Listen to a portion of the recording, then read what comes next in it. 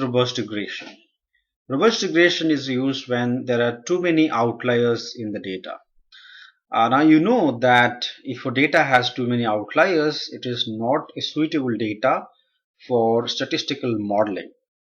Most statistical models will have problems when you have outliers in your data. Outliers are nothing but the extreme observations. Under the influence of outliers, ordinary least square regression will give biased result. So that's one important point to remember. So robust regression overcomes this influence of extreme observations. So you can use robust regression in place of ordinary least square regression when you have too many outliers.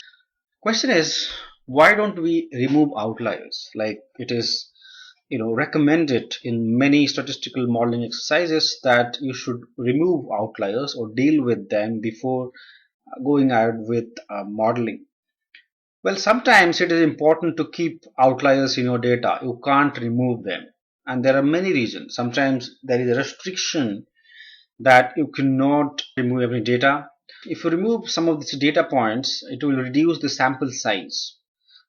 So from the estimation point of view, removing outliers many times is not good, especially in small sample study.